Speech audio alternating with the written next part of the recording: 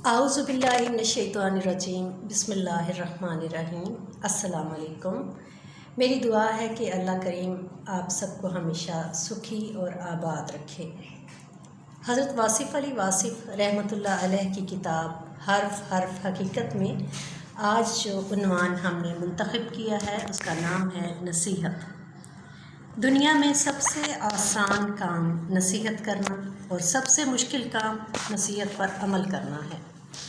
पैदा करने वाले ने ज़िंदगी और मौत पैदा की ये देखने के लिए कि कौन नसीहत करता है और कौन नसीहत पर अमल करता है, कौन सआदतमंद है जो दूसरों के तजुर्बात से फ़ायदा हासिल करता है, कौन है खुशनसीब जो नसीहत के चिराग की रोशनी में ज़िंदगी की तारीकियों से आज़ाद हो जाता है, और कौन है वो जो इस ज़िंदगी और उसमें ज़िंदगी के इनामात से सरफराज होता है।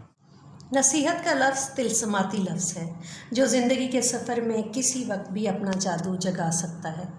शर्त सिर्फ़ ये है कि नसीहत करने वाला नसीहत के अमल से ख़ुद कोई फ़ायदा हासिल ना करे, वरना सब कुछ बेकार हो जाएगा। मुखलिस की तारीफ़ ही ये है कि आपके साथ आपसे ज़्यादा मेहरबान हो, वो जो अपने आप को भूल कर आपको याद रखे, वो जो तुमसे तुम्हारी बहबूद के अलावा किसी और मुआवजे का मुतमन्नी ना हो। नसीहत करने वाला मुखलिस ना हो तो नसीहत भी एक पेशा है। पेशावर की नसीहत नसीहत नहीं कहलाई जा सकती। ज़मीन के अंदर नसीहत की एक दास्तान दिलपजीर मीर तकी मीर ने एक रुबाई में पेश फरमाई है कि पुराने कब्रिस्तान में एक कासा सर पर पाँव जा पड़ा, बस टूट गया, और साथ ही ये आवाज़ आई सदा के देख के चल राह बेखबर, मैं भी कबू किसी का सरे पुरगुरूर था। लेकिन इससे भी ज़्यादा असर अंगेज़ बयान बाबा फ़रीद के एक अशलोक में है, जिसके पीछे एक कहानी है जो कुछ यूँ सी है। एक दफ़ा बाबा जी फ़रीद अपने सैलानी दौर में एक बस्ती में से गुज़रे। देखा कि एक खूबसूरत औरत एक गरीब औरत को मार रही है। बाबा जी ने वजह दरियाफ़्त फरमाई। इतला मिली कि ये अमीर औरत एक इशरतगाह की मालिका है और गरीब उसकी मुलाजमा बल्कि मशाता। इस दिन नौकरानी ने मालकन को काजल डाला और उसके साथ कोई रेत का ज़र्रा भी था जो उसकी खूबसूरत आँखों में बड़ा तकलीफ़ दे लगा, इसलिए उसने खादमा को मारा। बाबा जी अपने सफ़र पर गामज़न हो गए। एक मुद्दत के बाद वापसी का सफ़र शुरू हुआ और उस बस्ती के कब्रिस्तान में क़याम के दौरान बाबा जी ने एक अजीब मंज़र देखा। एक चिड़िया ने एक इंसानी खोपड़ी में अपने बच्चे दिए हुए थे। वो चिड़िया आती और चोंच में खुराक लाकर बच्चों को खिलाती, लेकिन बच्चे खोपड़ी की आँखों से बाहर मुंह निकालते और खुराक लेकर अंदर चले जाते। इंसानी खोपड़ी का ये मसरफ़ बाबा जी को अजीब सा लगा। उन्होंने ये देखने के लिए मराकबा किया कि ये खोपड़ी किस आदमी की है। उन्हें मालूम हुआ कि ये तो उसी खूबसूरत औरत की है जो आँख में रेत का ज़रा बर्दाश्त न करती थी। आज उसकी आँखों में चिड़िया के बच्चे बैठे हुए हैं। बाबा जी ने अशलोक में कहा, जिन लोएं जग मोहया सो लोएं मैं डिठ, कजरा रेख न सांदियाँ ते पंछी सोए बैठ।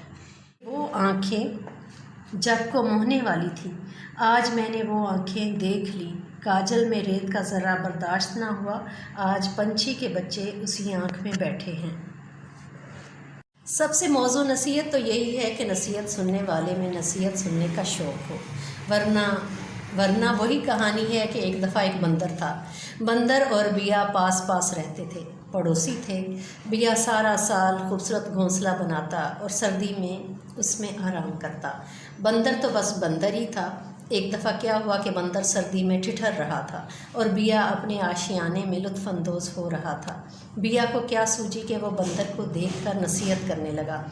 बोला, भाई बंदर, मैंने तुम्हें 1000 बार कहा था कि मौसम सरमा आने वाला है, अपने लिए आशियाना बना लो, मगर तुमने एक ना मानी।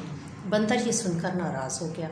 उसने कहा, इतने से परिंदे और इतने बड़े बंदर के सामने ज़बान खोलते हुए शर्म नहीं आती?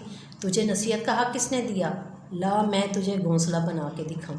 बंदर ने बंदरों वाला काम कर दिया और बिया का घोंसला तोड़ दिया गया। بندر نے اپنا آشیانہ نہ بنایا، ناسے کا آشیانہ توڑ دیا۔ بس یہی انجام کرتے ہیں نصیحت پر ناراض ہونے والے ناسے کا۔ کبھی صلیب پر چڑھا دیتے ہیں، کبھی دار پر، کبھی اس پر کربلائیں نافذ کر دیتے ہیں اور کبھی اسے وادی طائف سے گزار دیتے ہیں۔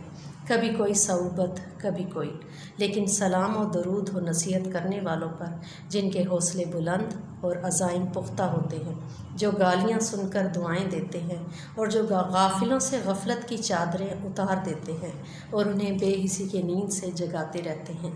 ہم بھی ان لوگوں کے ساتھ عقیدت کے طور پر نصیحت کرنے کا عمل اختیار کرنے کا ارادہ رکھتے ہیں۔ اگر یہ ویڈیو پسند آئی ہو تو اسے لائک کریں اور اسے سبسکرائب کریں۔ آپ کا بہت بہت شکریہ۔